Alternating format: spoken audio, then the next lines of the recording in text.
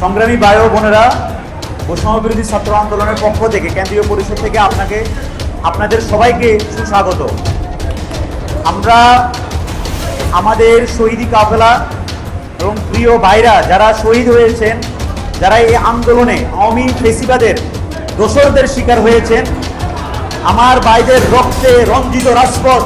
লাল হয়ে গিয়েছিল, ওদেরকে আমরা আজকের এই দিনে স্মরণ করতেছি।